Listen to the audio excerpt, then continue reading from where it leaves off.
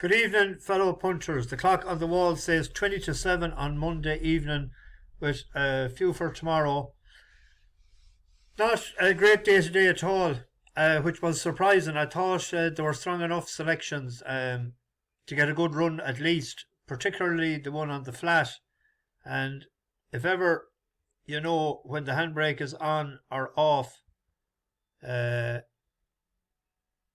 race today, Danny California, when they last met, Danny California and Temporize, it was over 2 miles. Actually, they met twice, but they met in Kimpton on the 9th of November. And Temporize was a half a length and 3/4 length ahead of Danny California. And I thought the step up or the 1/6 would suit that horse today, but the money was down on Danny California. I seen that during the day and I done a reverse forecast, and Temporize finished third. He didn't get a freebie up front, which I thought he might. I didn't see the last race, only seen the result. And the other one, I thought, I was saying I might need to step up and trip. So why was he so far back over 2 miles? But that's what happens. But he finished third. But anyway, on to tomorrow. I'm rushing a bit. It's 27 because I have a funeral to go to, and it's finishing at 8. So I want to get this up and get out of here. In the 150 at Down Royal at Mayor's Handicap Hurl, I thought Galactica for Gavin Cromwell, who's tipping away nicely all the time. But this came from France. It won 1.5 miles maiden on the flat in a year and a half ago. But as you see, the first few races, maiden hurls, 9 to 1, 50 to 1, 80 to 1. It was way back the field, so it got a mark of 94. It was pulled up. It went off 33 to 1 the last day. But it ran very well, and it hit the lead and the turn for home. And it sort of made a mistake at the last. And I thought if the handbrake was off tomorrow, that was an opportunity handicap. And Luke Dempsey is in the plate tomorrow. It's an each way bet, I thought. It's back in mare. That was against Gelding as well, even though it was a mare that won it, Calanisi Dub. But I thought she might be able to reverse the 4. Now, she went up a pound for this, but they're paying 4 places on that. It's a 6 to 1 shot. There's a stronger fancy in the 335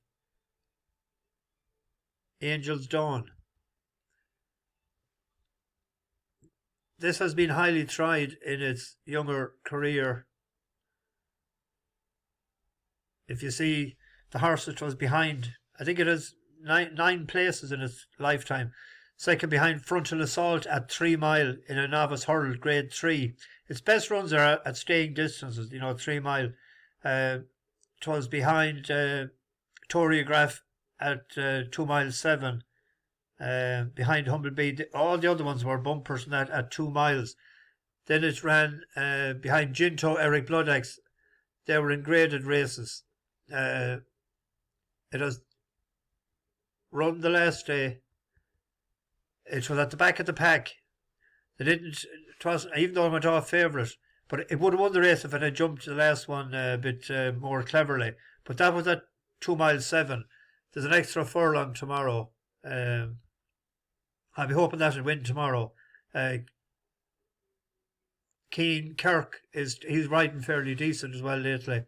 The only thing is Sam Curling hasn't had a winner, just not recently. But Kirk has taken off 7. He's a good little jockey. 2 wins and 4 places out of the last 13 starts. And then I had another one picked out, but I'm getting a small bit worried about it now, and I'll tell you why in a minute. But I thought Vespasian back to 5 furlongs for the Christopher Jaird. He's a front runner, even though he broke his maiden from behind. But if you look at this run here, he was only collared in the last furlong.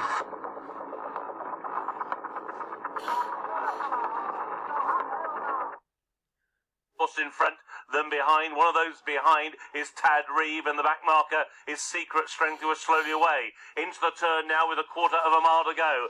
Vespasian still has the lead. It's opened up to over a length to Emperor Spirit giving chase in second. Harb made the turn in third. On the outside, Shallow Howl is trying to stay on towards the inside. High Velocity is picking up against the inside rail. Inside the final furlong, Vespasian still just has the lead over Harb towards the inside in second. Down the wide outside, Tiger Bay is flying. Silky Wilkie is staying on right on the wide outside, and it is a Midland Park 1-2. They have franked the form. It's not easy go wire to wire in over 6 furlongs in Lingfield, and it's easier in Southwell over 5 if you get the pace right. But there's a big gamble going on Strong Johnson. He opened up at 10-1. This is his first run for Paul Midgley. Just a decent horse in Ireland. It was third in Dundalk to Harry's Bar, so it lacked on the surface. A fourth to Harry's Bar, that was on the 15th August last year. Was rated 100, few runs there. It's his first run for Midgley. Midgley has 1 for 4 in the last 14 days, 25% strike rate. So that's the worrying thing, that I'm still going to back. Well, I haven't backed. I backed Vespasian, but I have to do a reverse forecast now. See, Strong Johnson has had wind surgery as well. So I'm going to back Vespasian to win and a reverse forecast to cover my stake with Strong Johnson. There's a good racing tomorrow at we have Liberated Lad running tomorrow again, back at where he ran and won. He's a 6-1 shot. He won in Southwell. It was 2 mile. Now they ran him back again. Now he might be a non-runner, but you'd imagine back on that surface at the mile 4, probably isn't as optimal to the mile 6 he won it. But Midnight Train as well got an awful sort of a ride the last time from. You should watch that. I'm not joking here. Or have we time to watch it? We might have time to watch it.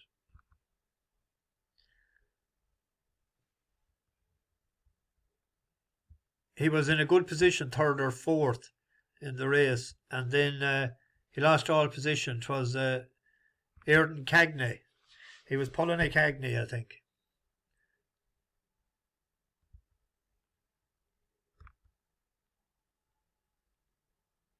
He's in the Spence colours at the very back. And he comes hands and heels. I think he finished about 6th. There's a race in this fella for Peel Nicky racing Henderson. in second. Luna Magic is now in third. Cassiel is in 4th position. Then on the inside, Rogan's Fancy is in 5th and being ridden. Then Glint of an Eye, followed by Balgowan. The grey Master Grey is now going to try and stay on down the wide outside, having really run into trouble at the end of the back straight. Last but 1, Midnight Train, is trying to pick up out wide, and still Takwar is the back marker.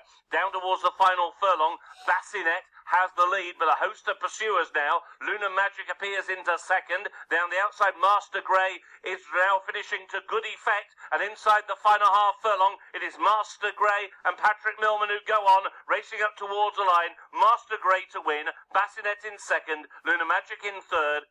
Finished 6th. He wasn't too busy on him. So, I see he's 3-1, 4-1 there. The handbrake could be off tomorrow. Who's is riding him?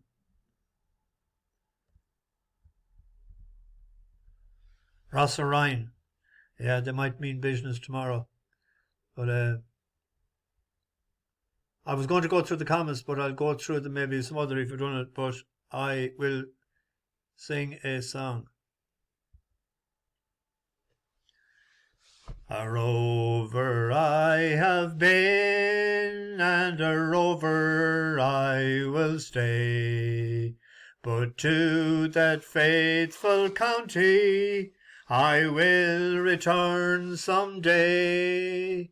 If all ye how I love you, with your heather scented air, silently the peaceful Brosna calls her sons from far and near. O Kennedy I long to see when the woodbine's in full bloom. or stroll the fields around for ban, hear the wild birds in full tune. At Clonmacnoise I see you, on to Banagher we'll stray, where the fishermen will drink and tear of the ones that got away. Though dead are still in exile, are some friends I used to know. Still I must pass Killahy, where great sportsmen are laid low. Brycrahan Hill I see you, where in childhood I did play. So adieu to you, beloved Slieve Bloom, I must be on my way. Pile the turf upon the fire, bring the keg in from the barn. Let the blacksmith sing his rebel song, and the poacher tell his yarn. Come close, my friends and neighbours, fill your glasses to the brim, and we toast our awfully heroes from the heather, hill and glen. And we toast our awfully heroes for the heather, hill and glen. That's another one out of the way for the Biffo men. They don't mind me calling that, for Paul Grinnan and Aidan Hanrahan and the man from Tullamore that I met in Fairy House. Bash the bookies, over and out.